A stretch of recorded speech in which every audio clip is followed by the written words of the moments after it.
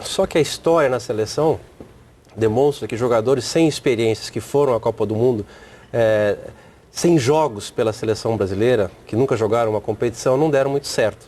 Agora são jogadores com a qualidade como todos nós conhecemos. A lista, você fechou exatamente quando? Por exemplo, de ontem para hoje ainda havia possibilidade de mudança? Quando foi o momento em que você disse assim, é essa? Não, já há uma semana a gente tinha fechado a lista e essa lista foi feita em 3 anos e meio. Cada um teve a sua oportunidade, cada um rendeu. E esses jogadores não vieram para a seleção brasileira só porque eles estão desde o início, não. Se pegar o currículo de cada um dentro da seleção, a gente vai ver o quanto eles venceram.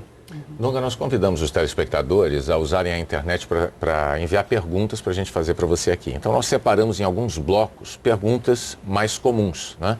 Eu vou passar para você algumas delas aqui. Por exemplo, a do Carlos Eduardo Escatâmbolo, que é de Maringá, no Paraná. Ele diz o seguinte: primeiramente, respeito muito a sua convocação.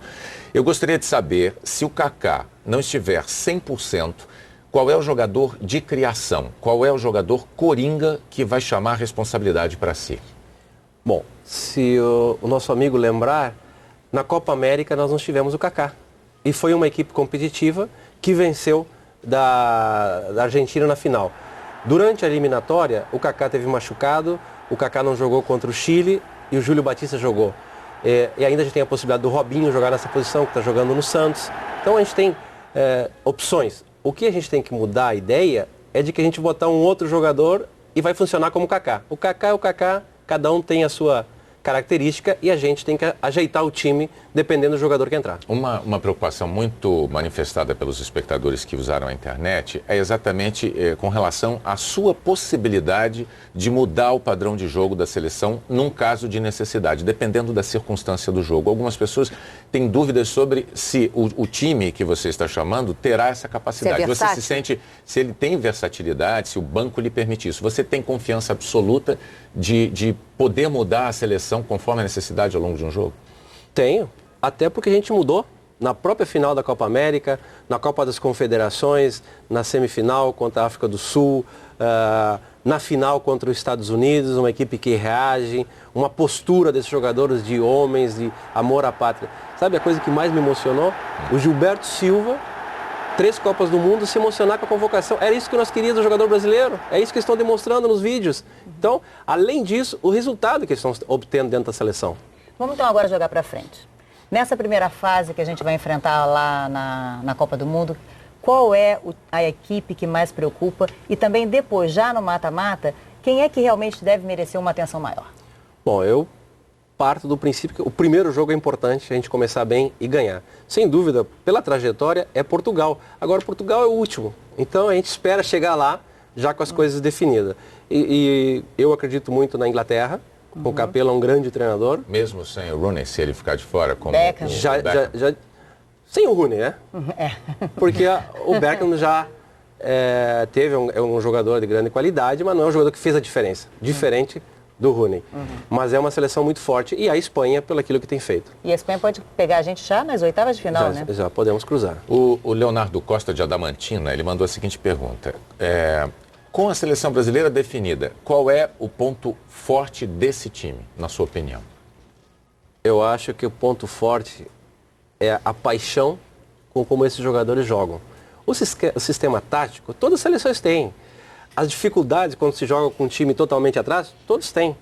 Mas o mais importante é a alegria, o comprometimento. Acho que o comprometimento desses jogadores é o nosso ponto forte.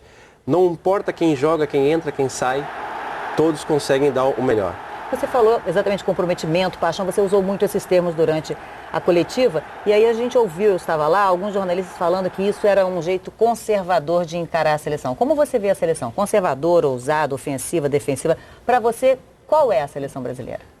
A seleção brasileira é dos resultados, a seleção que ganha, a seleção que trouxe novamente a confiança do povo para a seleção que trouxe novamente a todos os jogadores, aos presidentes dos clubes, quererem que os seus jogadores estejam na seleção brasileira, que trouxe novamente o lobby para que todos estejam na seleção, coisa que a gente tinha perdido com o passar do tempo. Já não tinha esse interesse pela seleção. Hoje a gente vê, então eu estou muito feliz com isso. Qual é a maior dificuldade que você descobriu quando você se viu treinador de uma seleção, de um país como o nosso, que não é fácil, né? Acho que a maior dificuldade é que cada região, cada time quer o seu jogador na seleção, independente da razão, é mais com o coração. E eu acho que a maior dificuldade também é o fato de eu ter que agir muito mais com a razão do que com o coração. Às vezes eu sou encantado por um determinado jogador, convoquei esse jogador, mas ele não deu o resultado esperado por todos nós e eu tive que trocar. Antes de encerrar, só queria rapidamente que você dissesse, você vê nesse grupo que você convocou alguma similaridade com o grupo de 94 na conquista do Tetra em relação ao comportamento que se tem com a camisa da seleção brasileira? Sem dúvida, acho que foi uma das coisas que nós, com a comissão técnica, com o Jorginho, a gente quis trazer para a seleção brasileira novamente. O ambiente, a alegria, a atitude, a satisfação, a responsabilidade, a paixão. É o sonho de criança estar na seleção brasileira, então o jogador tem que ser vibrante, o tempo todo vibrante. E eu vou falar uma coisa que é assim, interessante. Tem jogadores que passaram para a seleção brasileira, que foram vitoriosos, que ganharam tudo aonde passaram, por várias situações, não quiseram mais jogar na seleção brasileira. Hoje eles voltaram a ter essa vontade de jogar na seleção brasileira. Então isso não tem preço que pague. Então demonstra que a seleção brasileira voltou novamente a causar esse impacto com os jogadores. Já se acostumou a ser chamado de professor? Não, porque a minha mãe é professora, então eu fico meio constrangido.